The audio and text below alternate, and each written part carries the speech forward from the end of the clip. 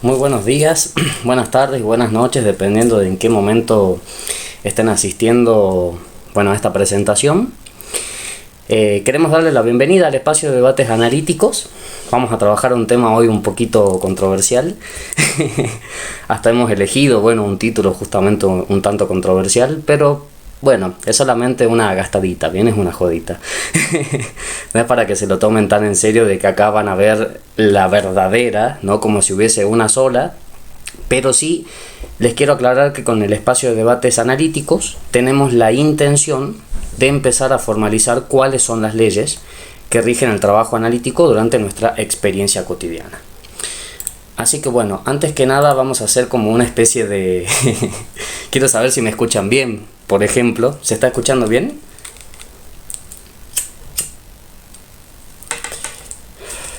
Cosa que todos estos problemas técnicos los podamos ir resolviendo ahora antes de que yo empiece a hablar y haya algún inconveniente.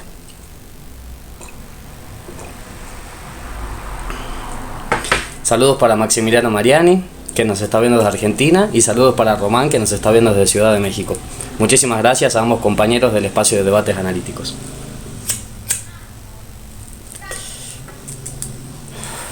Interpreto que me escuchan bien. Si no, hasta ahora ya me hubiesen dicho que no se escuchaba, ¿no? ¿Se está escuchando óptimamente? ¿Sí? Dejen sus comentarios, ya que va a ser, nuestra forma de comunicación por hoy. Perfecto. Se escucha bien entonces. Vamos a darle comienzo. Bien, probablemente ya han escuchado sobre otras introducciones al método psicoanalítico, el famoso libro de Jacques Alain Miller, Introducción al método psicoanalítico, o quizás están familiarizados con los escritos técnicos de Freud, y por qué no, con todas las recomendaciones que pudieron haber dado otros analistas, ¿no? Como Lacan.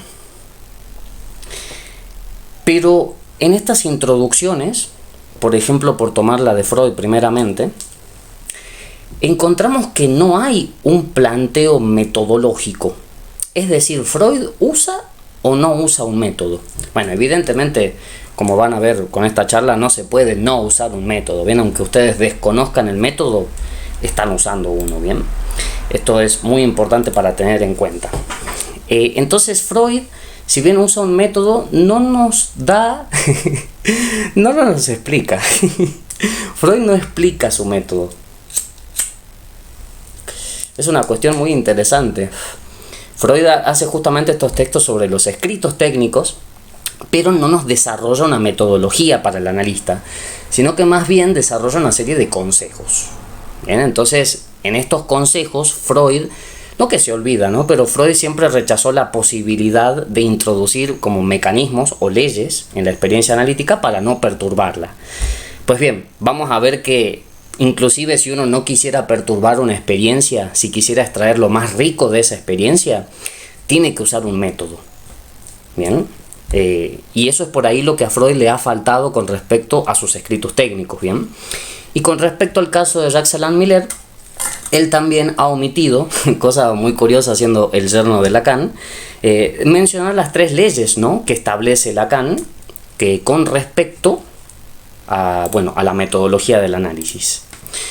Me están informando que por ahí no les aparece el live, así que les agradecería a los que estén justamente presenciando ahora la charla, si serían tan amables de compartir el link por sus historias o recompartir esta transmisión para que otras personas puedan ir sumándose. Bien, si no, yo voy a tener que empezar a repetir todo como loro. Así que con respecto entonces al texto de Jacques Alain Miller, tenemos una introducción al método psicoanalítico, pero de vuelta Jacques Alain Miller no se sale de los consejos, bien, por lo menos en la primera parte, ya que en la segunda parte ya empieza a tocar conceptos lacanianos y conceptos freudianos, y justamente empieza a realizar la relación, ¿no?, que hay entre ambos autores. Es por eso mismo que entonces nosotros nos hemos fijado en este problema del psicoanálisis y hemos dado justamente con que no hay una expresión clara de cómo funciona nuestro método, de cuáles son las leyes que seguimos para aplicar nuestro método, ¿bien? Tal es así que entonces esta charla se va a tratar, bueno, específicamente de estas leyes. Yo voy a ir leyendo comentarios bien para que vayamos haciendo feedback. De vuelta, la idea no es que yo haga todo el monólogo, así que por favor aprecio todo comentario, duda, pregunta, opinión, etc. Eric Figura nos dice: antes está el escrito Método Psicoanalítico, tomo 7, Amor Roto. Totalmente, ¿no? No quiero acá quedar en la vaguedad de decir simplemente que Freud no nos ha desarrollado su método psicoanalítico, sino que él mismo ha preferido dejar en suspenso lo que corresponde a su formalización. Yo no sé si decirles que Freud no lo ha formalizado porque no sabía formalizarlo, o que Freud no lo había formalizado porque él creía que no había que formalizarlo. Sea como sea, digamos, hay una formalización presente. Bien, aunque no se la conozca, esto quiero reiterar, todos usamos un método.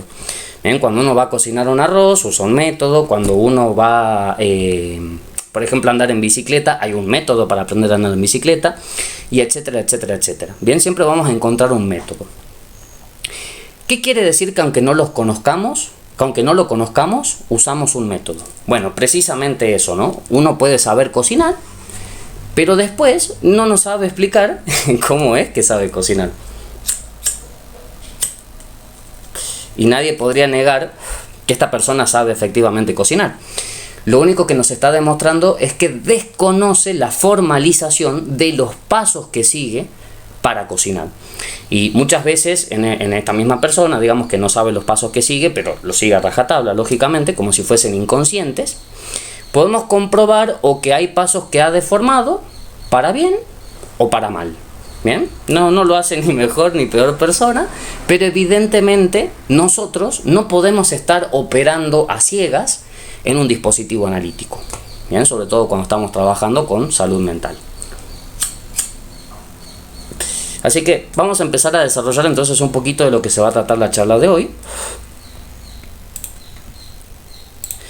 que es básicamente introducirles al método psicoanalítico en 6 pasos. Bien, los 3 primeros pasos, que obedecen a razón y camino, conocimiento e intelecto, duda y certeza, son conceptos que hemos tomado prestado, mejor dicho, de la filosofía de Descartes, del libro Discurso del Método. Y los 3 restantes los hemos tomado del Más allá del principio de realidad, de Jacques Lacan. Bien, nuestro primer punto es razón y camino. ¿Qué quiere decir esto? La razón está entera en cada ser racional. Esto lo dice Descartes de una manera muy curiosa, ¿no? Como que no es que la gente sabe más o sabe menos. La gente sabe lo suficiente. Y normalmente todos nos conformamos con lo que ya sabemos. No nos interesa saber más ni tampoco nos interesa saber menos de lo que ya sabemos. Es como que todos nos quedamos conformes. Entonces esto de que la razón esté entera en cada ser racional implica que en cada uno de nosotros esa razón está distribuida de manera equitativa.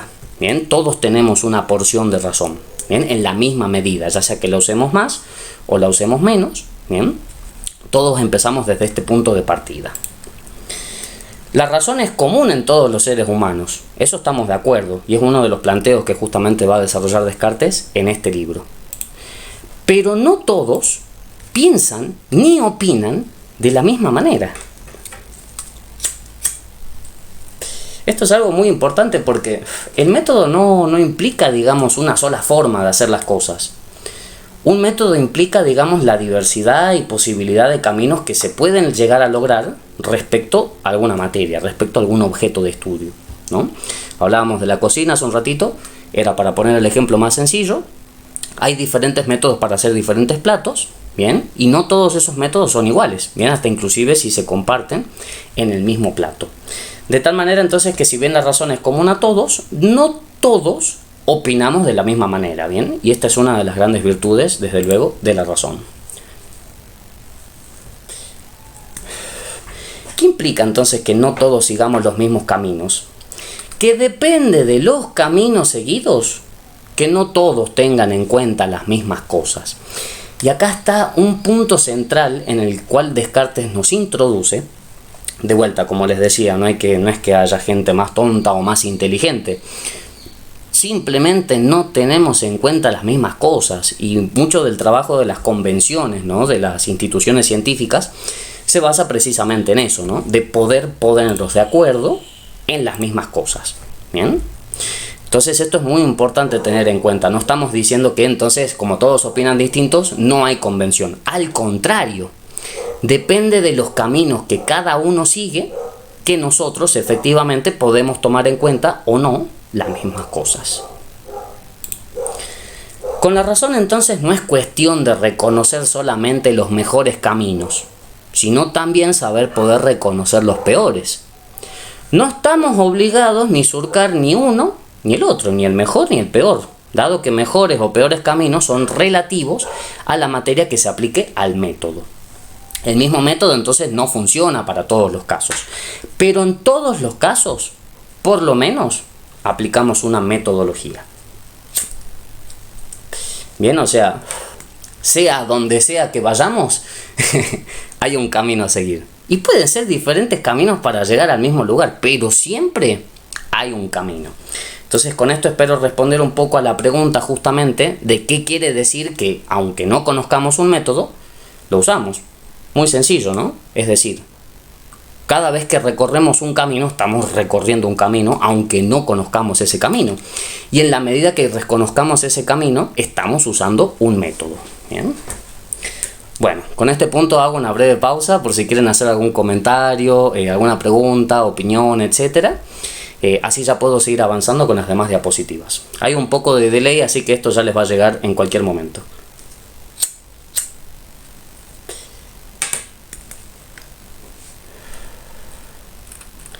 Bueno, también pueden dejarnos sus me gustas, ¿no? Sus comentarios, hola, ¿cómo están?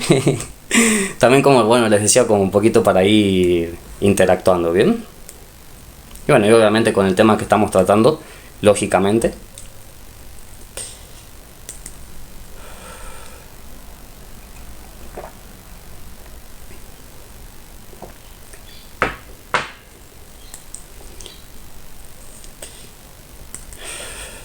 Bien. Vamos a pasar al segundo paso, que es hablar un poquito de lo que es el intelecto y el conocimiento. El conocimiento de la verdad, ¿no?, sea cual sea la verdad que estemos tratando de conseguir, o sea, nuestro horizonte, al punto hacia el donde nos conducimos a través de un cierto camino, ese conocimiento de la verdad queda sujeto a un camino seguido. Y eso es lo que nosotros llamamos un método. ¿Bien? El método sirve específicamente de eso, ¿no? Quiero ser bastante claro acá. Uno puede no conocer los caminos y llegar de todas maneras a la verdad, pero conociendo el método quizás ya pueda conocer los caminos transitados para llegar a esa verdad. Bien, de tal manera que nosotros proponemos justamente conocer un poquito más del método psicoanalítico para entender bien cómo funciona nuestro trabajo.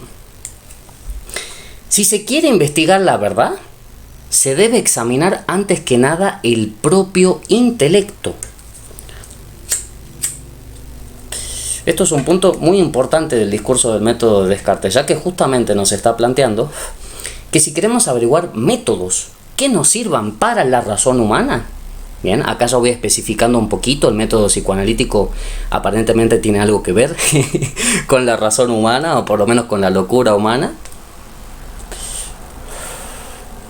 De tal manera que la propuesta de Descartes, ya sea para entender la razón o la locura, es que comprendamos el intelecto, bien, que está mediando justamente entre estos fenómenos. ¿Bien?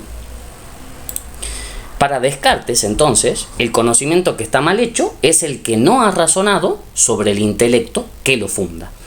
Bien, entonces esto es muy importante tener en cuenta porque para Descartes, hasta esta época, digamos, no hay una metodología clara de las cosas. ¿Por qué? Porque simplemente no se conoce la razón que funda precisamente estos métodos, ¿no? Entonces, un poco la obra de Descartes, ¿no?, del discurso del método, se trata precisamente de dar cuentas del intelecto que produce justamente cualquier método, ¿no? Cualquier camino que nos conduzca hacia una verdad. De tal manera que, a modo de síntesis, lo que queremos plantear con esto es que no hay ningún conocimiento que no provenga del intelecto, así como no hay ningún intelecto que no se base en un conocimiento. Bien, es como un sistema de retroalimentación. un intelecto sin conocimientos o un conocimiento sin intelectos, bueno, lamentablemente no llevan a ninguna parte, porque además, sépanlo, digamos, no hay, como decíamos hace un ratito, no hay ningún conocimiento que no venga de un intelecto. Así que las personas por ahí que desconozcan, ¿no?, el intelecto que ha fundado tales conocimientos, ¿no?, o su propio intelecto en la puesta del conocimiento, pueden llegar a cometer varios errores. Bien. La verdad se manifiesta entonces en ambos caminos, tanto en el conocimiento como en el intelecto. Pero la verdad que nos interesa a nosotros no está precisamente en ninguno de los dos. La verdad para nosotros en el psicoanálisis es el intersticio, ¿no?, es el punto medio que se funda cuando se comprende esta relación. Que conocer en qué se funda un intelecto es inteligir en qué se funda un conocimiento, de tal manera que este proceso de bucle tenemos que llevarlo a cabo constantemente, justamente para dar con las verdades que necesitamos dar en los diferentes casos que nos puedan tocar en nuestra cotidianidad como psicoanalistas. Bien, hasta acá entonces ya llegamos al tercer punto, ¿no? Estuvimos hablando un poco de razón y camino, que como yo les decía, la razón inevitablemente se conduce por ciertos caminos que las lleva a ciertas verdades, y porque no todos recorremos los mismos caminos, no todos opinamos de la misma manera. Y luego empezamos a hablar un poco del intelecto y el conocimiento para ver cómo se funda ese camino. Bien, este intelecto y este conocimiento, entonces, como les decía, es preciso tenerlos en cuenta. Bien, el intelecto, por ejemplo, que funda el psicoanálisis, lo podemos ubicar justamente del lado de toda la inteligencia en base a la cual nos basamos para acceder al conocimiento que necesitamos con los pacientes. Bien, que eso ya lo vamos a ver en breve con respecto a las reglas. Vamos a abordar un poquito ahora la cuestión de las dudas y las certezas, bien, para meternos de lleno un poco en el método cartesiano de la duda metódica. Para alcanzar la certeza, entonces, nos dice Descartes, cuando nosotros no sabemos qué camino recorrer, la duda se convierte en un fundamento metodológico.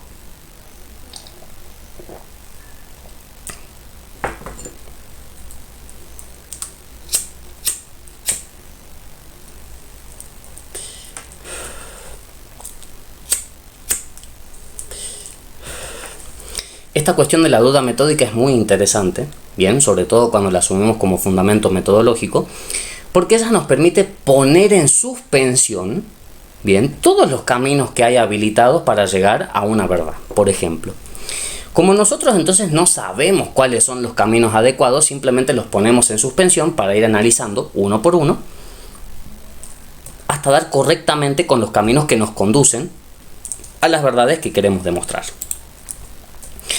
Bien, como fundamento metodológico, entonces, ¿en qué consiste la duda metódica?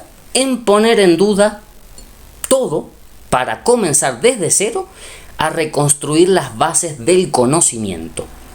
Bien.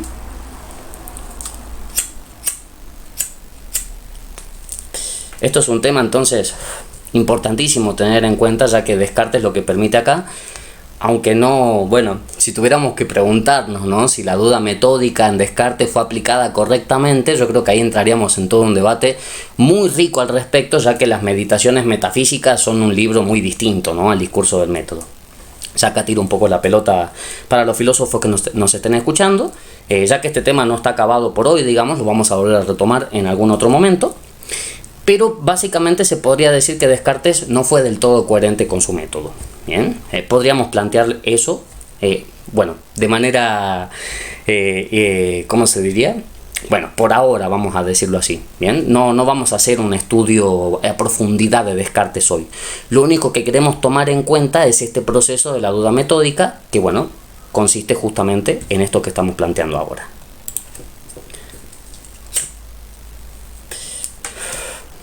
El método es para todos los casos el mismo, tanto en lo tocante a la filosofía como cualquier arte y disciplina.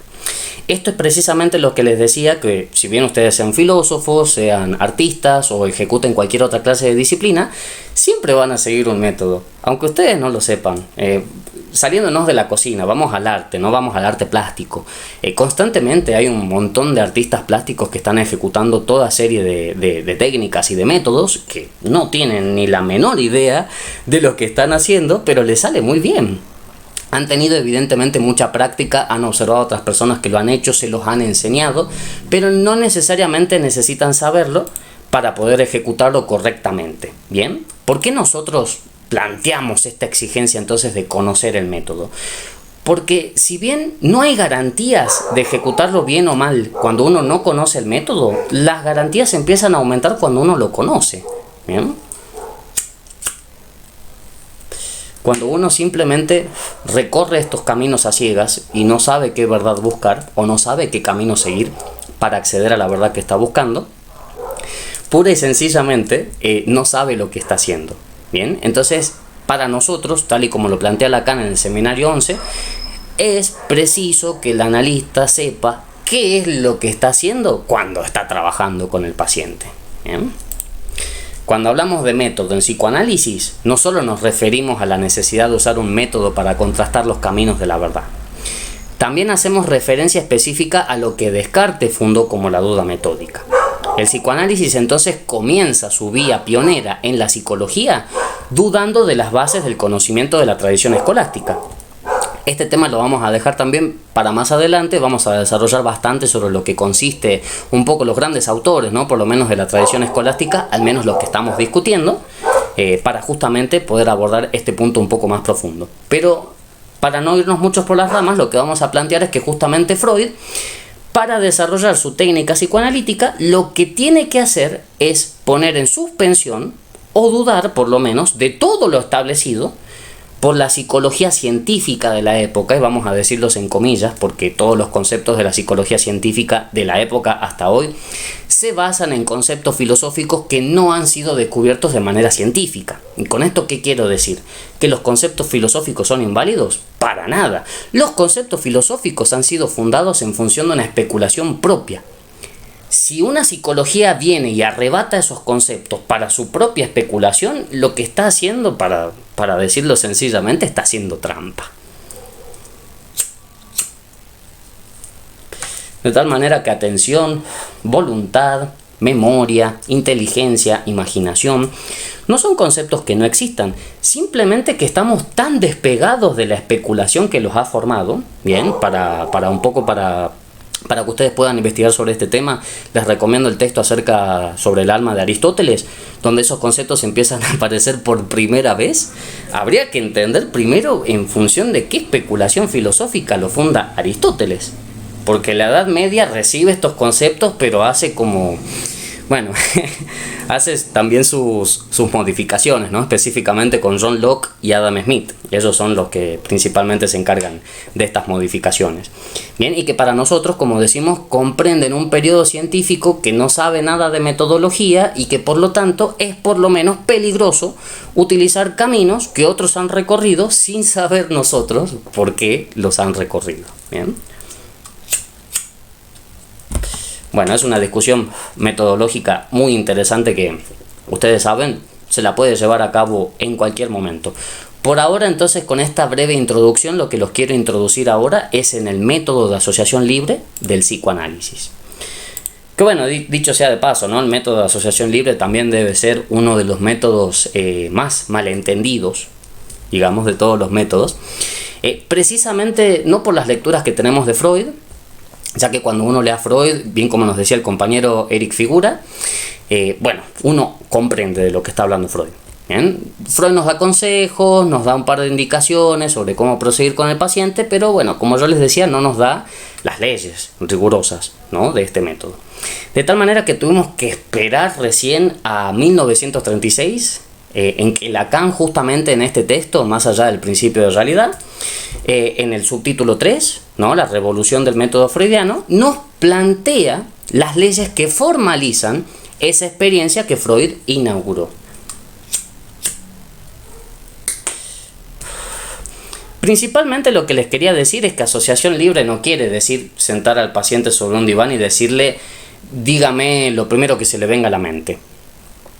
Si bien puede funcionar, debe tener alguna razón de ser justamente esta frase. Ahora no tengo el autor, pero podríamos preguntarle tranquilamente a Iván Alcaide, que me lo mencionó hace poco. Pero bueno, es un autor que había leído Freud, y lo cual este autor planteaba que bastaba con sentarse un día sobre una mesa, una hoja de papel, una pluma, empezar a escribir, todo lo primero que se le venga a la mente, ¿no? Sin poner juicios, ni vergüenzas, ni censuras, ni nada de eso.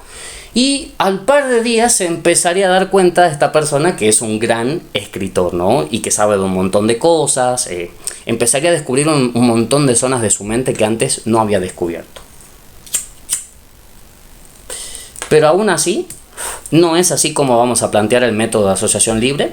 Vamos a plantear una manera novedosa, y por novedosa me refiero no que ya no existía, ¿no? O sea, existía desde 1936 en este texto, como les digo, de Lacan, pero novedosa en el sentido de que no ha sido retomada seriamente por las instituciones psicoanalíticas, ¿bien?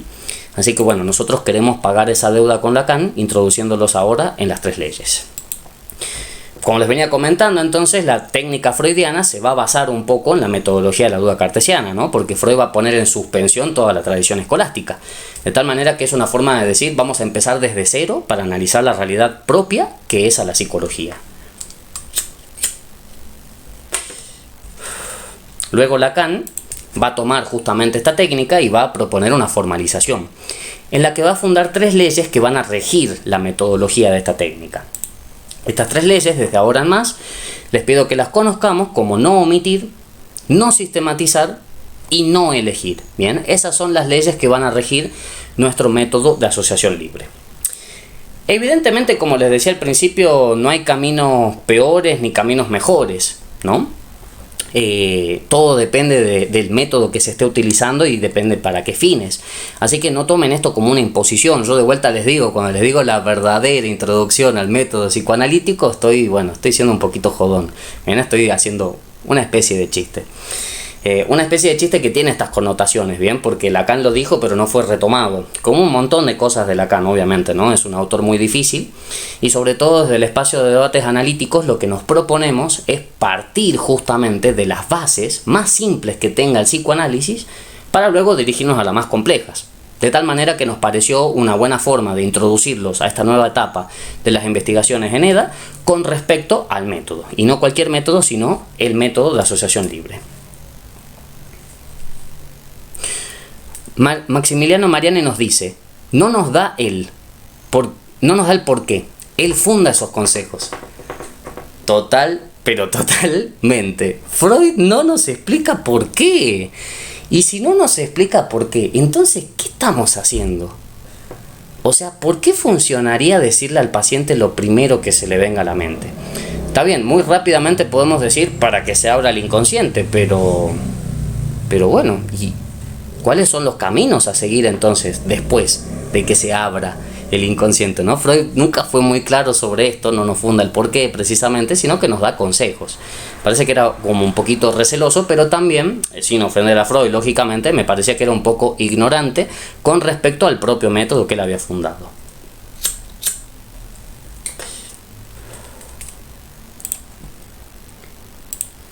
Bien. Entonces, teniendo en cuenta que vamos a proponer 3 leyes nuevas, aparentemente nuevas, vamos a desarrollarlas ahora un poquito. La primera de ellas es no omitir, aunque sea muy ordinario o cotidiano. Que ya, fíjense, es un nuevo planteo con respecto al diga lo primero que se le venga a la mente. Porque de acuerdo a esa frase, justamente lo que Freud nos pedía justamente era que no censuremos, que tratemos de decirle todo lo que podamos, que seamos estrictamente sinceros. Pero bueno, esa regla no estaba formalizada, ¿bien? Eso es lo que nos da a entender a nosotros. Pero Freud nunca nos dice el paciente no debería omitir, aunque sea muy cotidiano o ordinario. De tal manera que Lacan nos da la siguiente aclaración. De este modo entonces se constituye lo que podemos llamar la experiencia analítica, ¿bien? Mediante las leyes que ya mencionamos previamente.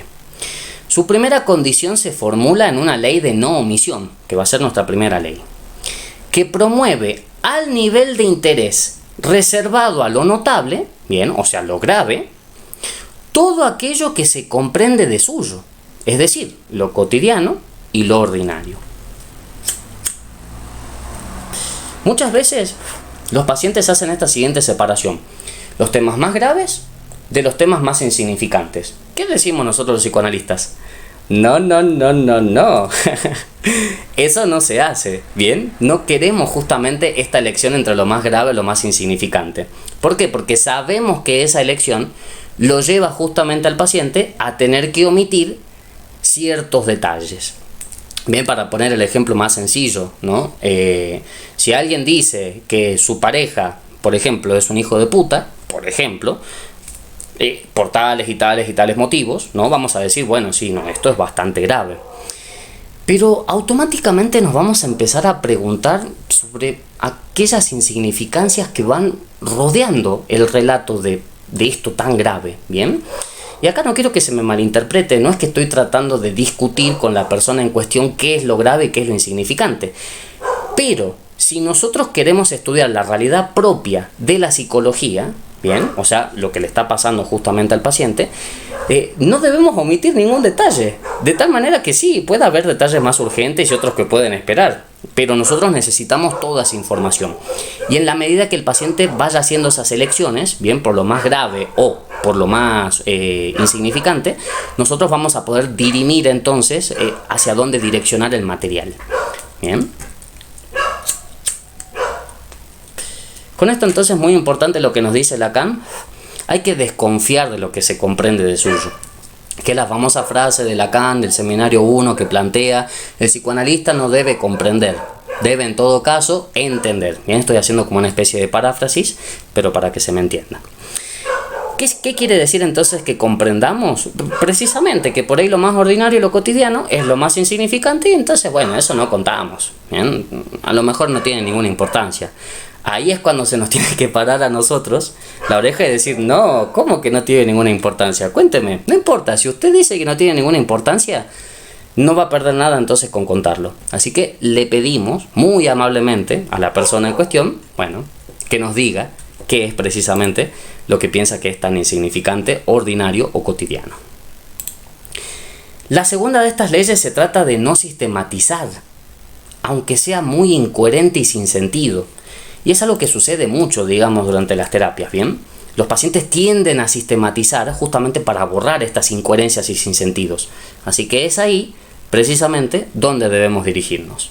Esto es, la ley de no sistematización que concede, al plantear la incoherencia como condición de la experiencia, una presunción de significación a todo desecho de la vida mental.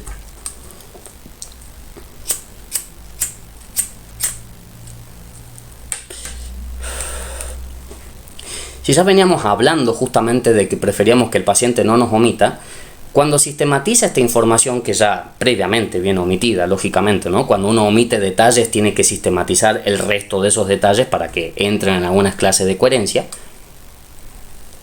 Al proponer la incoherencia como condición de la experiencia, lo que estamos exigiendo del testimonio del paciente es que nos entregue todo ese desecho de la vida mental. Todas esas cosas que dicen: ¿para qué te voy a contar si es una tontería, no es una estupidez, es una boludez? ¿Para qué vamos a hablar de eso? Entonces, de vuelta, ahí se nos tiene que parar la oreja de vuelta y decir: no, contame. Eso puede ser importante. ¿A qué nos referimos, no, con todo esto?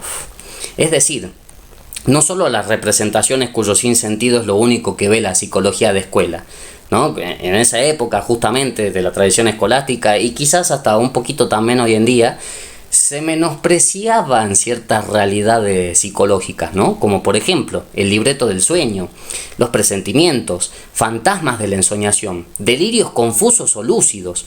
También esos fenómenos que por el hecho de ser completamente negativos carecen, por así decirlo, de estado civil, los lapsus de lenguaje y fallas de acción. Muchas veces entonces nosotros por ahí tenderíamos, por un cierto discurso de coherencia, a eliminar todos estos datos. No nos interesan, porque no me interesa si estás teniendo pensamientos de que le querés matar a tu mamá, por ejemplo, o etcétera. No, eso no importa, deben haber sido flayadas que tuviste vos en algún momento. Pero es que no se trata de eso, ¿no? No se trata de justamente negarle el estado civil a estos fenómenos que parecen ser completamente negativos. En realidad poseen una positividad, bien, muy importante a la hora de analizar, porque es precisamente en esas contradicciones o sinsentidos o incoherencias en que nosotros encontramos la vía para cuestionar al paciente de lo que está diciendo, ¿no? Y si acaso él mismo se está escuchando lo que está diciendo. Yo sé que muchas páginas y muchas instituciones de psicoanalíticas hacen hincapié en este punto, ¿no? Que los analistas tenemos que hacer escuchar al paciente lo que él no está diciendo. Pero no nos dicen cómo hacerlo. Desconocen estas 3 reglas. Entonces, al proponer estas 3 reglas, lo que le estamos indicando a ustedes es cómo seguir un recorrido en el cual ustedes puedan direccionar, ¿no?, esa escucha de los elementos que en el discurso muchas veces no se oyen. ¿Bien? Y finalmente sintetizamos estas 2 leyes con una tercera. No elegir, sin importar su gravedad o insignificancia.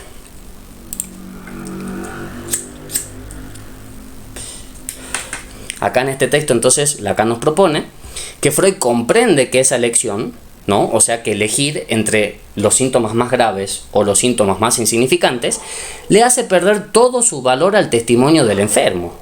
¿Bien? Si se desea reconocer una realidad propia a las reacciones psíquicas, no hay que comenzar por elegir entre estas. Hay que comenzar por no elegir. Por ejemplo, les puede pasar que tengan un caso de una persona que haya tenido una posesión demoníaca. Yo sé que, bueno, no todos son religiosos o no todos son místicos, etc. Yo en lo personal, bueno, creo que tengo en todo caso mi propia clase de mística, ¿bien?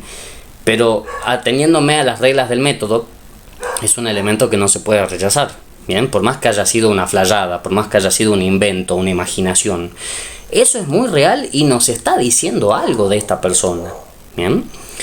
Quizás podríamos discutir si efectivamente tuvo una posesión demoníaca, eso estamos completamente de acuerdo, pero bueno, tampoco es nuestro trabajo decirle al paciente qué tiene que creer, ¿bien? De tal manera que tenemos que jugar muchas veces ese juego. Esta ley entonces tan importante de no elegir, ¿bien?, y obviamente no omitir y no sistematizar, también tiene un poco que ver con el quehacer psicoanalítico, ¿bien? O sea, no solamente con lo que tiene que hacer el paciente, sino también lo que tiene que hacer el analista con el paciente, que vamos a verlo en un segundito. Bien, advirtamos que ambas leyes, bien, o sea, no omitir y no sistematizar, que ambas reglas de la experiencia, la primera de las cuales fue aislada por Pichon, bien, la tercera es de Freud, la de no elegir, y la segunda, la de no sistematizar, es evidentemente de Lacan, bien, se sintetizan en esta sola, que es la ley de la asociación libre, o como nosotros veníamos hablando, la de no elegir, de acuerdo con el concepto reinante a la sazón. Entonces fíjense que ya de a poquito nos vamos alejando un poco de esta perspectiva de decirle al paciente lo primero que se le venga a la mente, bien, para proponer justamente reglas que nos permitan direccionarnos en el material. Entonces ya sabemos qué sucede si sucede una omisión. Bueno, preguntamos, ¿qué pasó? ¿Por qué se omitió eso? ¿No? O si surge una sistematización, ¿qué pasó? ¿Por qué se sistematizó esto? ¿Por qué decidiste contarme esto primero y después lo otro? ¿No? Un paciente que, por ejemplo, pregunta, ¿no?, ¿te cuento esto primero o te cuento lo otro? Bueno, se lo dejamos a su criterio, ¿no? Entonces, esto es muy importante tener en cuenta para poder dirigir la experiencia analítica de una manera rigurosa, lógicamente. No es solamente entonces que el método deba ser sencillo, sino que el primer paso de todo método es por lo menos esperable que lo sea. Bien, entonces estos pasos, estos 3 primeros pasos que le estamos dando, las reglas analíticas, bien, son fundamentales para tenerlos en cuenta, bien, porque además son lo suficientemente sencillos para que todos los entendamos, podamos fundar una convención al respecto, bien, y podamos extraer justamente las consecuencias que tomamos justamente de la experiencia en la que estamos trabajando, ya que por más que se desconozcan las leyes de Lacan, puede ser analistas que las usen, pero si no saben usarlas, entonces muchas veces por ahí no las van a usar de manera tan rigurosa como sería esperable, bien. Muchas veces entonces cuando queremos hacer introducciones al psicoanálisis partimos como de conceptos muy complejos. Yo por lo menos en mi caso espero haber partido de algo lo suficientemente sencillo para que nos entendamos entre todos. Bien, entonces esta era nuestra propuesta. Si no es así de sencillo y tenemos que comunicar algo más complejo desde un principio, ¿no quiere eso acaso decir entonces que no sabemos lo que queremos decir? Acá bueno hay un par de bombitas para los psicoanalistas, obviamente bombitas que van de amor, bien, no queremos acá personalmente perjudicar a nadie, sino que bueno, queremos establecer justamente un diálogo, ¿no? Queremos establecer un debate. ¿Cómo puede ser que no tengamos los principios más sencillos, ¿no?, del psicoanálisis para poder hacer una transmisión mucho más segura, mucho más rigurosa? ¿No será entonces que por partir de cosas más complejas nosotros mismos no terminamos de entender lo que estamos diciendo? Y si no terminamos de entender lo que estamos diciendo, ¿qué estamos transmitiendo? Muchas veces los psicoanalistas se escudan en esto diciendo, no, bueno, transmitimos una duda. Sí, pero la duda metódica de Descartes no se basa en simplemente poner todo en duda y listo. Se ponen en duda las bases del conocimiento para establecer nuevas leyes, y así sucesivamente. Estas leyes que introduce Lacan justamente son para sustituir los consejos freudianos. Y es algo que por lo menos en la enseñanza del psicoanálisis, sea en sus instituciones o sea en las facultades, no se ha hecho. Sin más omisiones, entonces, les vamos a presentar un adelanto de lo que implican estas tres leyes fundamentales para toda experiencia que se digne de llamarse analítica. Si el analista se asume como un intelecto ignorante, es porque precisa atender un conocimiento mal hecho. En este punto nos sirve la duda metódica de Descartes, cuando tenemos que enfrentarnos al conocimiento efectivamente mal hecho, ¿no? Digámoslo, de los pacientes y de todos nosotros, ¿no? Porque no hay un conocimiento estrictamente hablando que esté bien hecho. En todo caso podríamos hablar de las matemáticas o de la lógica, por ejemplo, pero normalmente todos los conocimientos adolecen, ¿no?, de cierta mala manufactura, por decirlo así. De tal manera que es preciso entonces asumir la actitud, ¿no?, de un intelecto ignorante como, sí, contame, a ver, bueno, charlemos un poquito de eso. No importa en realidad lo que sepamos nosotros con respecto al paciente, todos esos prejuicios hay que ponerlos en suspensión. Lo que nosotros tenemos que trabajar es si el paciente da cuenta de los baches que hay en su discurso, ¿no? Y como les decía, estos baches pueden ser producto de omisiones o sistematizaciones. Bien, de tal manera que entonces, para poder desarrollar una buena técnica psicoanalítica, tenemos que seguir estas tres reglas. Bien, esto nos va a dar un nivel de eficiencia del análisis muy interesante, muy importante, bien, para tener en cuenta. Vamos a analizarlo un ratito. Para medir la eficiencia de estas leyes, entonces, deben ser acatadas, tanto por el paciente como por el analista. ¿Por qué? ¿Qué pasa si no llegaran a ser acatadas? Cuando el paciente omite, veríamos que el analista sistematiza en las interpretaciones, ¿no? Lógicamente. Y si el analista sistematiza, vamos a ver también cómo el paciente nos omite. Así que de tal manera, bueno, no es culpa de nadie esto, ¿viste? Eso es el problema de la metodología que tenemos. Al desconocer la metodología, entonces uno puede estar constantemente sistematizando por las omisiones del paciente, cuando en realidad debería estar preguntando. Y cuando el analista omite, normalmente el paciente comienza a sistematizar, ¿no? Y cuando el paciente comienza a sistematizar, el paciente comienza a omitir.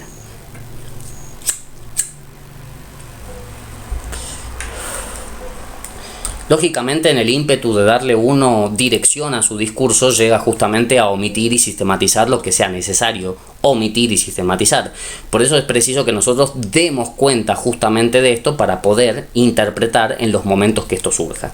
Bien, de tal manera si no nos vemos condenados a estos bucles. Si cuando elegimos, omitimos y sistematizamos, asociar libremente implica entonces no elegir. Esto es muy importante porque es la definición que yo quería traerles para hoy con respecto a asociación libre. Asociación libre, de vuelta, entonces, no es que me diga lo primero que le venga a la mente. No elija el contenido, ¿bien? No omita ni sistematice, ¿bien? Pero no es dígame lo primero que venga a la mente. Es justamente poder ir analizando esas omisiones y sistematizaciones. Necesitamos que el paciente omita y sistematice, porque en la medida que omita y sistematice, bueno, tenemos entonces nuestro trabajo, ¿no?, para realizar.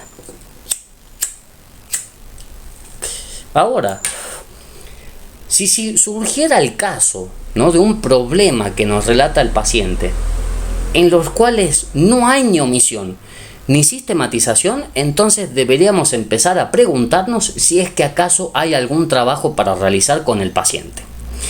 Y esto es un dato muy importante también en cuenta porque puede suceder, digamos, que un paciente llega a consulta, prosigue en consulta porque piensa que tiene que hacer consulta y en realidad no tiene que hacer consulta.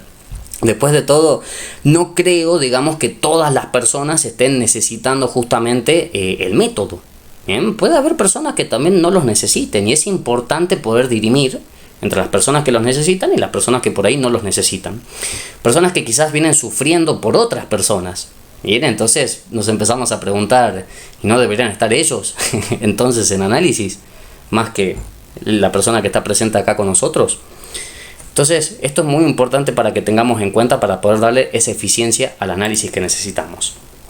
Entonces, ¿qué sucede con todo esto? ¿Cómo hacemos para medir esa eficiencia? Para medir esta eficiencia, entonces hay que respetar la sucesión en que nos cuenta el material el paciente. ¿Bien? Entonces no es tanto asociar libremente, diga lo primero que se le venga a la mente, sino asociar libremente en el que el curso del discurso siga su sucesión, respetar su sucesión. No importa si nos omite o si nos sistematiza, ¿bien? Porque nosotros ya sabemos esa posibilidad. Ya sabemos que el paciente puede generar esas cosas. Entonces nosotros vamos a esperar simplemente de forma impasible. Y no se trata, desde luego, gracias a este método, de restituir la cadena gracias al relato. Como, mira, ¿te diste cuenta de esto? O etcétera. Sino que el momento mismo del testimonio constituye un fragmento significativo, con tal de que exijamos la totalidad de su texto y con eso liberemos a este de las cadenas del relato. Este es el otro sentido que quería traerles de asociación libre. Cuando nosotros logramos completar esa cadena, no porque nosotros la restituyamos, sino porque vamos a preguntar por ese fragmento significativo, ¿qué quiere decir que tu pareja sea un hijo de puta? Por ejemplo, exigimos la totalidad del relato, bien, de ese fragmento significativo, y si logramos justamente restituir todo el contexto en el cual se ha fundado esa frase, habremos terminado nuestro trabajo. Ustedes me pueden llegar a preguntar y decir entonces en qué consiste. Tendremos que demostrarle que es o que no es, bien, esa persona. Lamentablemente no se trata de eso, porque esa respuesta de anticipación no la tenemos. Vamos a tener que investigarlo, ¿no? Y en la medida en que esto vaya justamente tomando su curso, vamos a ir viendo todos los caminos y posibilidades que abre justamente el paciente a la hora de desarrollarnos estos fragmentos significativos. Así que es el momento entonces en ese fragmento significativo que hay que preguntar. Si ustedes no preguntan en ese momento, van a tener que esperar de vuelta a que surja ese momento. Entonces me pueden decir, che, ¿y va a surgir ese momento de vuelta? Claro que va a surgir ese momento de vuelta. Porque además de que está en un circuito, ¿no? Y que ese circuito siempre se repite, ustedes van a tener que conducirlo a ese circuito, ¿bien? O conducirse, mejor dicho, por ese circuito para poder llegar justamente a estos baches nuevamente y hacer las preguntas correspondientes. ¿Qué otra finalidad puede llegar a tener pensar el método si no es en pensar en su utilidad? Desde luego, vamos despacio porque quiero que se entienda bien este punto. Ni el psicoanálisis, o sea, no estamos diciendo que ni el psicoanálisis debería perseguir puramente fines útiles, bien, como cualquier otra clase de psicoterapia, ni que tampoco se base en principios utilitaristas, como cualquier otra clase de autoayuda y sus variantes. Bien, fines puramente útiles es, ¿lo odias a tu papá? Sí. Bueno, vení. ¿Lo seguís odiando? No. Listo. Entonces ahí está la finalidad útil. Lo importante es conseguir que ya no haga eso. Ahí fíjense que estamos entonces empezando a elegir el material, estamos alterando la sucesión y simplemente estamos poniendo un fin útil, quizás para la sociedad, pero no sé si específicamente hablando para la persona en cuestión.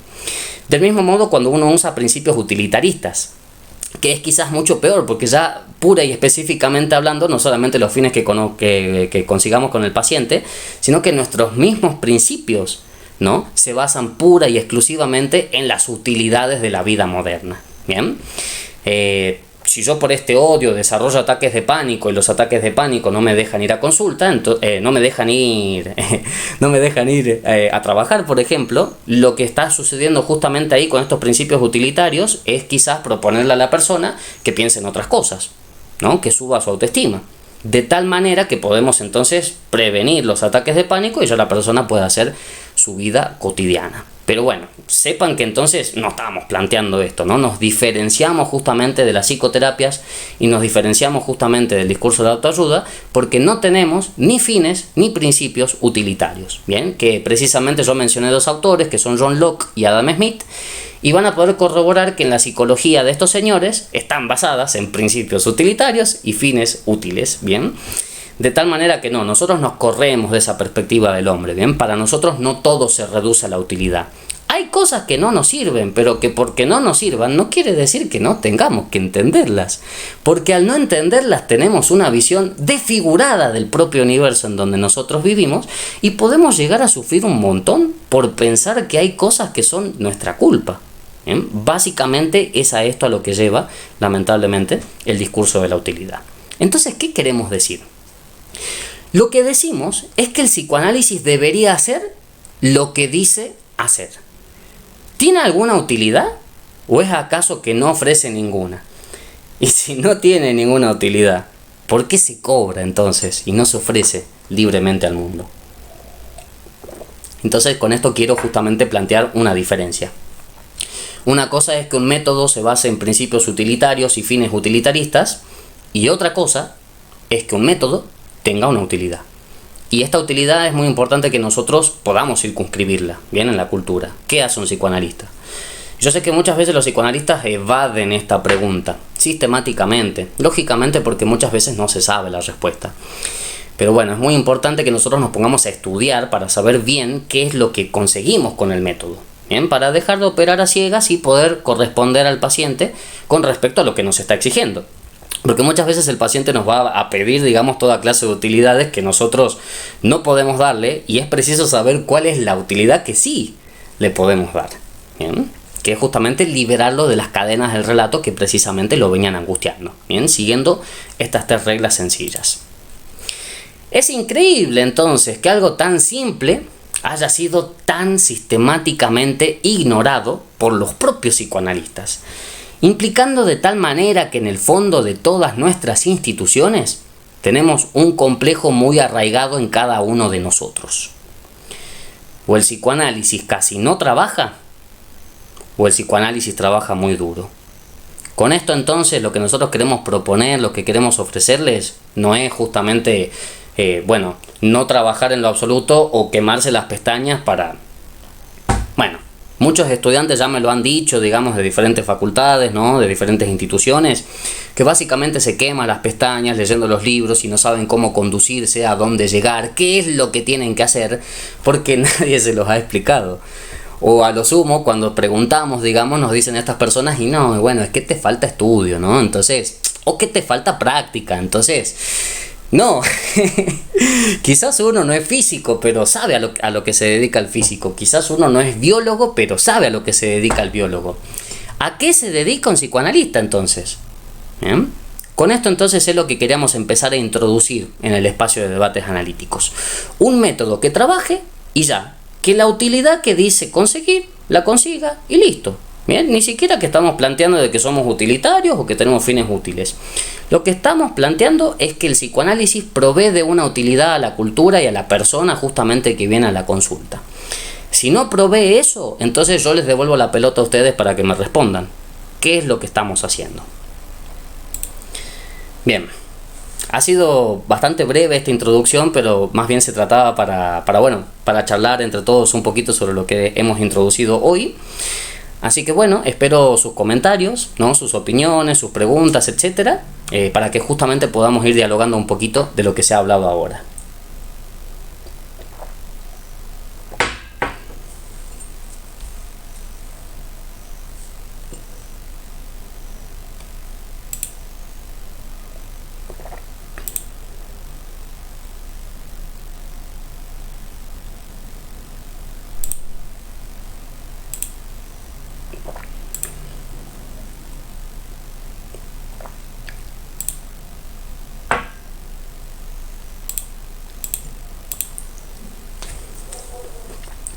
Me quedé callado un ratito, estaba esperando, preguntas, comentarios, etcétera.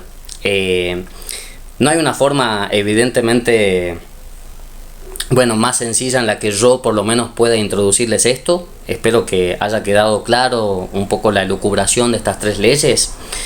Quiero que sepan, digamos, que en el espacio de debates analíticos estamos trabajando con gente que justamente está formando a los psicoanalistas, así que para cualquiera que le interese saber un poco más de estas tres leyes, puede simplemente escribirnos y empezar a tomar alguna de nuestras clases en las que nosotros ya desarrollamos esto con un nivel de profundidad que es pertinente, digamos, al estudio necesario, ¿bien? Para poder utilizar la técnica. Así que bueno, de tal manera que esto era como una especie de anuncio para comentarles un poco la actualidad de las investigaciones en el espacio de debates analítico, y para comentarles también que ya el próximo mes vamos a estar trabajando un poco de fenomenología y semiología. Nuestro compañero Maximiliano Mariani va justamente a introducirnos un poquito de semiología.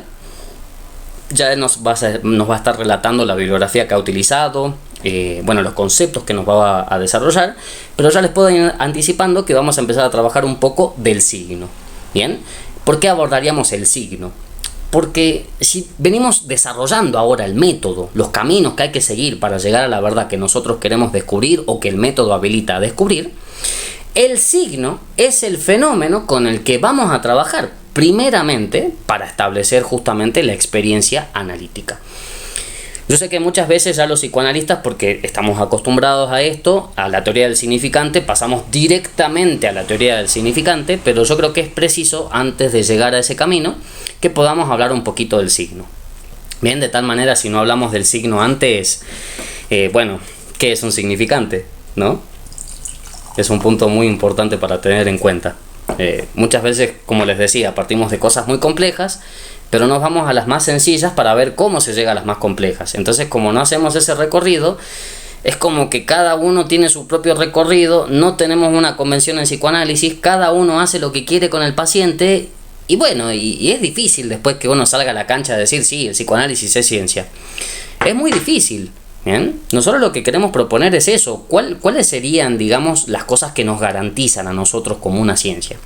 Y yo sé que entramos en todo un debate, ¿bien? Porque ya Lacan para 1966, en La ciencia y la verdad, básicamente está planteando en cómo el psicoanálisis podría modificar a la propia ciencia. Pero eso es una idea tan compleja que introducirla hoy no podríamos, no podríamos hacerla. Bien, tendríamos que partir de 1936. ¿Cómo fue la introducción del psicoanálisis a la ciencia? Y luego ya finalmente ver cómo el psicoanálisis puede modificar, ¿no?, los estatutos de esa ciencia, tal y como lo ha hecho la física, por ejemplo. Bien, me dicen que en los comentarios hay preguntas, pero yo a las preguntas no las veo. A ver, denme un segundito.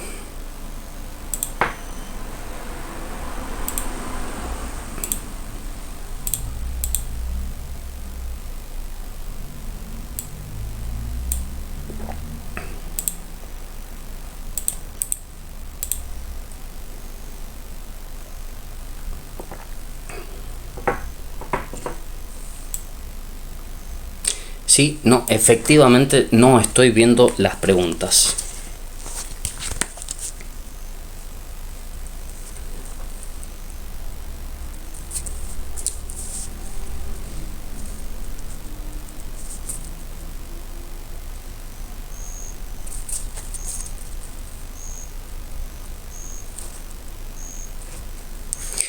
Puedo ver tu comentario, por ejemplo, Román, y puedo ver el comentario de Felipe, puedo ver el comentario de Maxi, de Eric, de Red Psicoanálisis también, pero no puedo ver otros comentarios y no sé si son preguntas por ahí de personas o que no le han dado me gusta a la página o al video.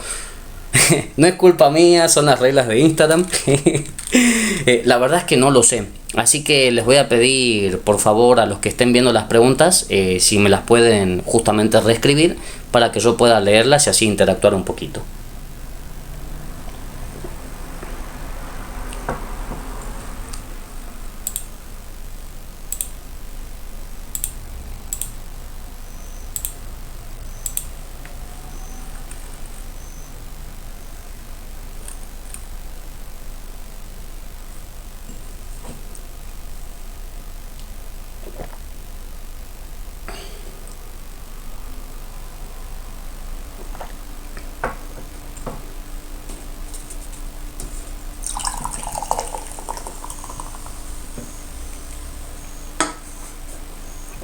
Eso, primera pregunta. Hola Sebastián, ¿qué sería liberar al texto de las cadenas del relato? Vamos a volver 2 segunditos sobre la frase de Lacan. Bien. Esto para que se entienda.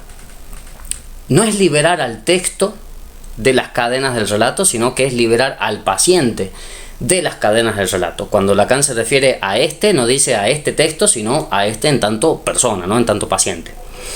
Y bueno, efectivamente, muchas veces cuando estamos ante un discurso sistemáticamente omitido, muchas veces estamos presos, muchas veces, de la palabra que decimos. ¿Bien? Y eso es muy importante tener en cuenta, que ahí está nuestro trabajo. Nosotros queremos liberar al paciente entonces de las cadenas del relato, de lo que está diciendo, sin saber muy bien por qué lo dice, ¿no? Por ejemplo, que uno se considera un fracasado. Que uno se considera un fracasado puede ser visto desde una perspectiva utilitarista como alguien que no funciona para la sociedad. De tal manera que ese es un discurso bastante omitido y sistematizado, porque omitido por un lado no nos dicen que fracasó, y sistematizado por el otro lado, al decirnos que es un fracasado, está sistematizando toda su vida en función de esa frase. Entonces, de tal manera, lo que queremos proponer justamente es demostrarle esas omisiones y sistematizaciones para que pueda subvertirlas. Alguien que les dice que es un fracasado es una persona que seguramente no reconoce sus éxitos, y muchas veces no reconoce esos éxitos porque no están contemplados por el discurso utilitarista, por ejemplo. Bien, les pongo este ejemplo fuertemente para que podamos distinguir al psicoanálisis de otras disciplinas o de otras ramas, justamente para poner el argumento ahí. Nosotros no es que solamente queremos curarlos de los síntomas, nosotros en realidad queremos resolver problemas, y el gran problema justamente es quedar atado a un relato del cual uno no sabe por qué repite.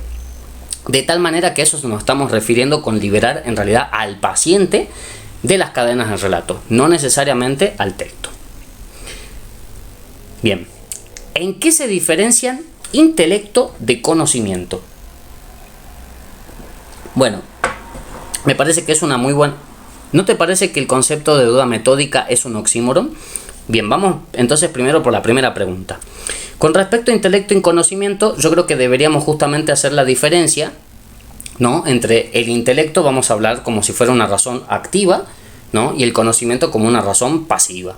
Es decir, nosotros producimos un conocimiento y después luego este conocimiento nos produce a nosotros. Bien, vamos a establecer ¿cómo decirlo?, el principio entonces de que primero hubo intelecto y después conocimiento, bien, para no complicarnos. Ya que si planteáramos que fuera primero el conocimiento, ya nos plantearíamos entonces de dónde vino ese conocimiento y inevitablemente nos llevaría a tratar de identificar ese intelecto, ¿no? Y bueno, ya entraríamos en toda una discusión que quizás se va un poco del debate. Pero básicamente entonces un intelecto y un conocimiento vamos a diferenciarlos de esa manera. El intelecto vendría a ser como el conocimiento agente, y ya el conocimiento propuesto específicamente hablando es un conocimiento pasivo, ¿bien? Es un conocimiento que ya está producido y que cualquiera puede utilizar a sus anchas, ¿bien? Para explicarlo así. ¿No te parece que el concepto de duda metódica es un oxímoron? Me parecería que es un oxímoron si todo método se estableciera en una duda. Y es muy interesante lo que estás diciendo, porque de alguna manera Descartes nos da a entender eso. Nos da a entender que es la duda la que básicamente y al fin y al cabo nos va a introducir en los diferentes métodos. Pero no sé si necesariamente todos los métodos se basan en una duda cartesiana. Bien, es muy interesante la pregunta. Se lo podría plantear. Podría elevarse a la duda a la categoría de método, indiscutiblemente, ¿no? Pero también podríamos utilizar la duda como una especie de heurística. Bien, como una especie de principio en el cual antes uno de desarrollar cualquiera de las estrategias que tiene que desarrollar ante tal materia que está estudiando o trabajando, la duda como una forma de despejarse, ¿no?, de todo prejuicio para empezar a abordar el problema desde cero. Bien, es una muy interesante pregunta. La verdad que no se me había ocurrido plantear a la duda específicamente hablando como si fuese un método, ¿no? Como si decir duda y método fuese un oxímoron, fuera exactamente lo mismo. Justo, si la duda es ciega, ¿cómo puede ser metódica? Totalmente. Por eso yo planteaba justamente hace un ratito que me parece que sí, que hay una duda metódica. Hay todo un problema acá justamente con el escepticismo. Se plantea que el escéptico es alguien que duda de todo, inevitablemente de todo, ¿no? Como que se va a dormir y dice, yo no sé si el sol va a salir mañana. ¿no? De acuerdo a mi escuela filosófica, el escepticismo, yo no sé si el sol va a salir mañana. Que de hecho así era como me lo enseñaban en la facultad. Después, leyendo a Lacan, él propone otra interpretación, ¿no? Muy interesante. No es solamente en la facultad que he visto desprestigiado el escepticismo, porque ya eso lo he encontrado en Husserl, por ejemplo. Pero en realidad, por escepticismo nos referimos a que no se puede saber.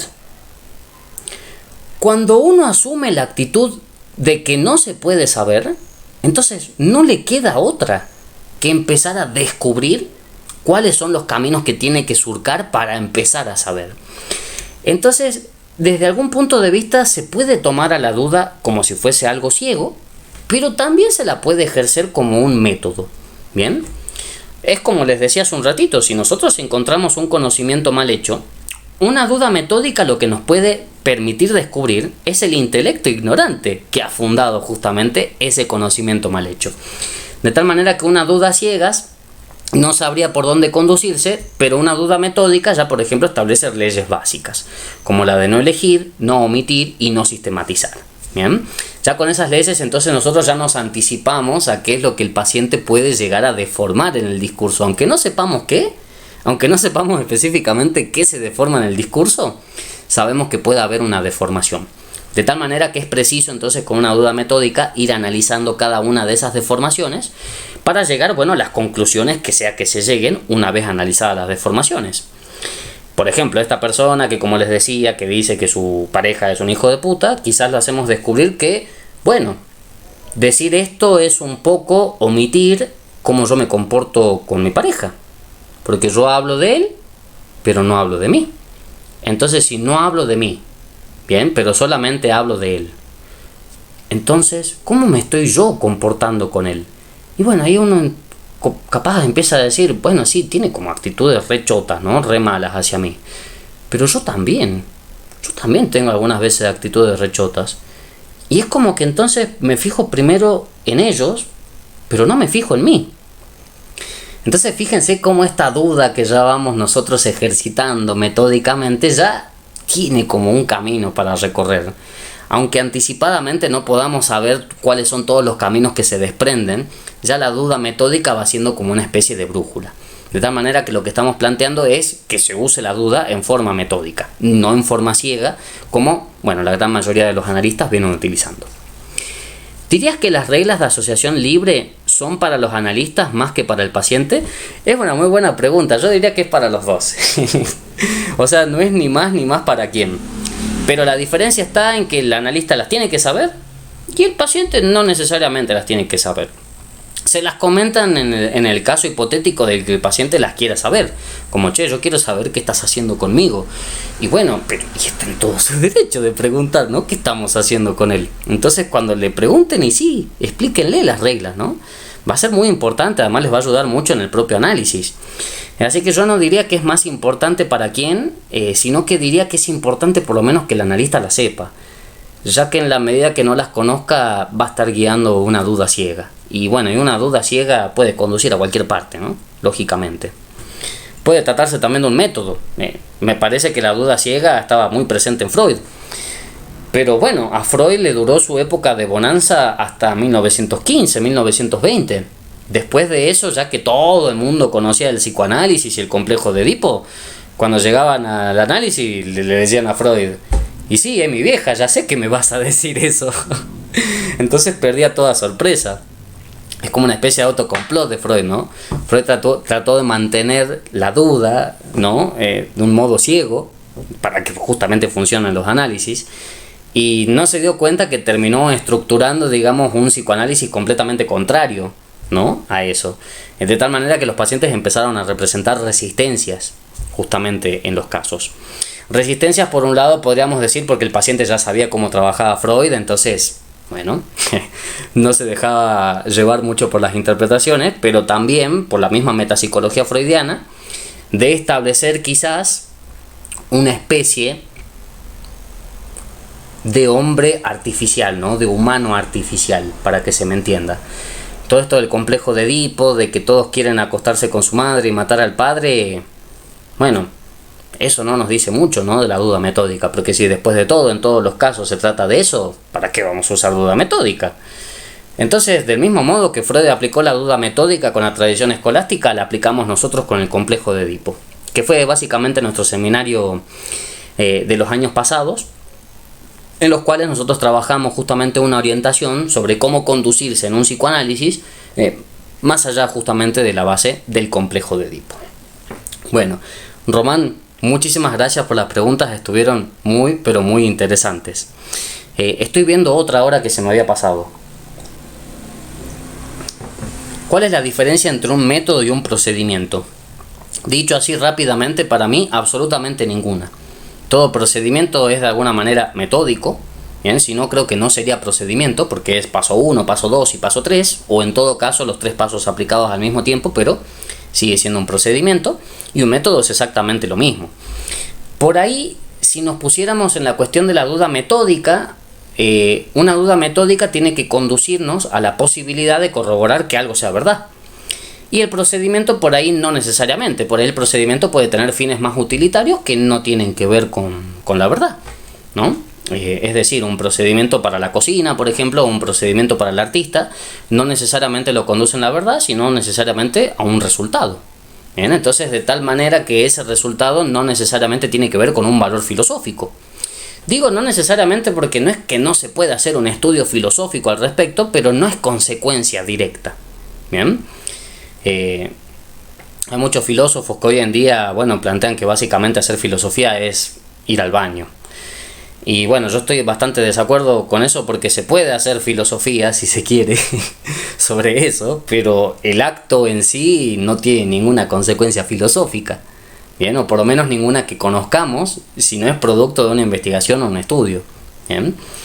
Entonces, bueno, estas son un poco las respuestas que puedo ir elucubrando respecto a estas preguntas. Creo que a nivel epistemológico sí hay una diferencia entre procedimiento y un método, nos dice Román. El primero no tiene pretensiones de universalidad.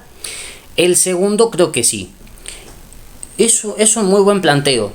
No se me había ocurrido y ahora que lo decís, comenzando a pensarlo, es muy probable, ¿no? Porque de hecho, si hablamos de duda metódica en Descartes, nos estamos refiriendo a algo universal. Bien.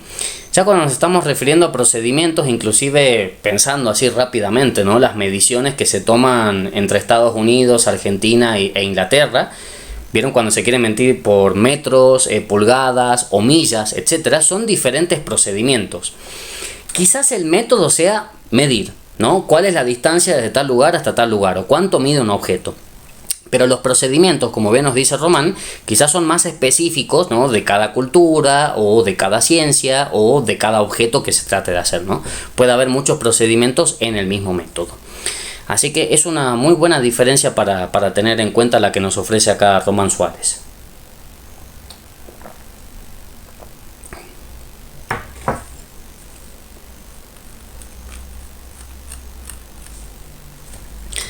Bien, quería agradecerte, Román. Muchas gracias por las preguntas, la verdad que estuvieron muy buenas. Espero que también a otros les hayan servido.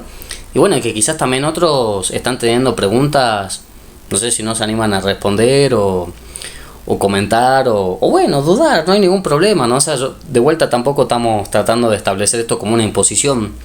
Lo de verdadera, bueno, era evidentemente una bromita. Pero insistimos, digamos, que si transmitimos esto como verdadero es porque de alguna manera se lo ha sistemáticamente omitido. Y bueno, si nos tomamos al pie de la letra lo que nos estaba diciendo Lacan en este texto, no podemos dejar de pensar en eso. ¿Cómo se llegó a omitir sistemáticamente estas 3 leyes? ¿Qué pasó? ¿Qué pasó que no se ha hecho ninguna investigación en psicoanálisis al respecto, ¿no? Entonces, bueno, queremos plantear con esto, bueno, una posibilidad de investigación, ¿no? Y además una práctica mucho más rigurosa para los analistas en su vida cotidiana. Ya que, insisto, el problema es muy grave. Muchos no saben qué es lo que hay que hacer. Y nadie se toma el trabajo de explicarles. Por ahí sí, de vuelta, les dan consejos, les dan opiniones, les mandan a leer, les dicen en la práctica ya se van a dar cuenta. Pero bueno, hay respuestas que a veces parece que no llegan nunca y quizás deberíamos empezar a preguntarnos si no es que los problemas están mal planteados. y si los problemas están mal planteados, entonces la duda metódica nos puede ayudar un montón. Poder empezar a corroborar si los problemas que están mal planteados, no están mal planteados, y entonces nos pueden conducir a nuevas verdades que quizás antes no conocíamos. Muchísimas gracias a vos, Román, por las preguntas.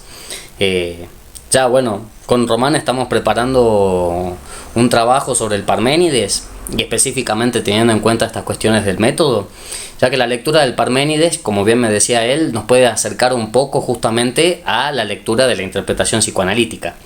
Fue algo curioso porque yo le introducí esta idea, ¿no? Germinó en él y él me dio una resolución. Me dijo, me di cuenta que Platón da cheques en blanco en el Parménides. Él comienza con las consecuencias y finalmente termina con las definiciones. Y yo le dije, sí, efectivamente es así como se conduce un análisis, ¿no? Los pacientes vienen con consecuencias, pero no nos dicen las definiciones de esas consecuencias, ¿no? Las consecuencias están sistematizadas y las definiciones están omitidas. De tal manera que en ese proceso se desarrolla toda una especie de enigmas, acertijos, adivinanzas, que es un tema que, bueno, no vamos a tocar hoy, pero es un tema que vamos a estar retomando la próxima vez que hablemos del método.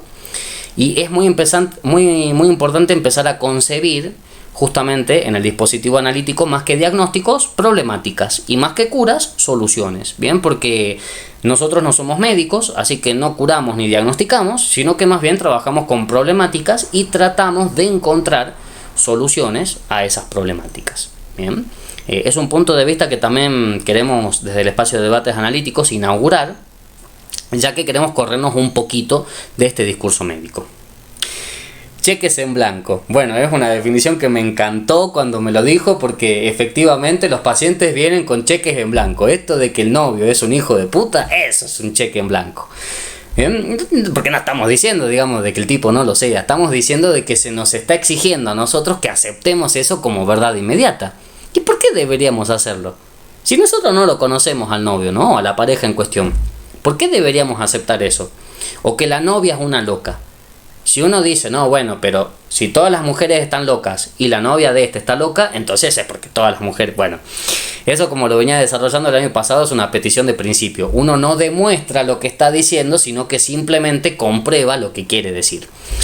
De tal manera que esto de los cheques en blanco es un ejercicio muy interesante, no solamente para el psicoanalista, sino para el filósofo, porque nos conduce justamente en los caminos áridos de la verdad. Bien, bueno, es un tema muy interesante que ya vamos a retomar con el compañero Román en algún momento. Lo seguimos investigando hasta el día de hoy, pero esténse atentos. En cualquier momento este curso va a salir anunciado, así que puede participar el que quiera. Va a ser tanto para psicoanalistas como filósofos y hasta quizás para gente que no sabe nada de filosofía y psicoanálisis, porque va a ser un curso bastante introductorio sobre lo que hace un analista. Evidentemente especificado sobre la lectura del Parménides, pero por eso no deja de ser introductorio para todo aquel que quiera conocer un poco sobre nuestro trabajo.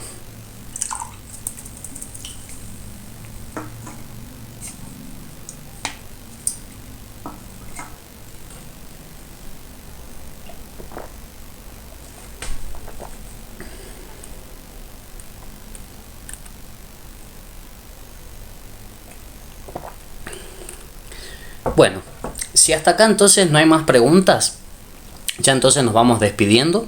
Les agradezco un montón a todos su presencia, sus preguntas, sus comentarios, etcétera.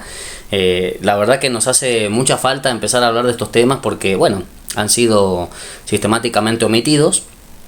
No creo que seamos nosotros los primeros en decirlo, sino que simplemente tenemos también un gran desconocimiento sobre lo que es la historia del psicoanálisis, ya sea porque nos las han ocultado o porque simplemente no la hemos estudiado. Desconozco, digamos, todos los psicoanalistas que deben estar trabajando en el planeta. Yo sigo pensando, sigo soñando con que deben seguir habiendo algunas cucarachas ahí que deben haber sobrevivido a la explosión atómica y que siguen trabajando sobre estos temas, ¿no? Lógicamente.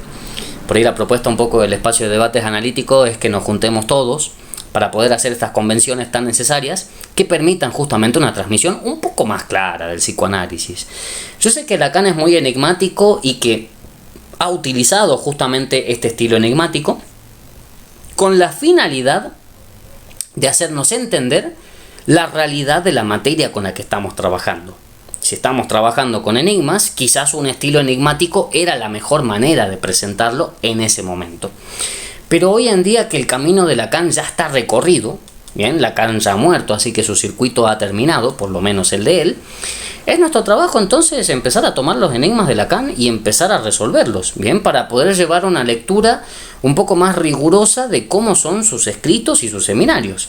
De tal manera que por eso hemos tomado la decisión con el espacio de debates analíticos de comenzar en este texto de 1936, que después de la tesis de Lacan, de la personalidad y sus relaciones con la paranoia, ese fue publicado en 1932, publica este texto ya como psicoanalista. ¿Bien?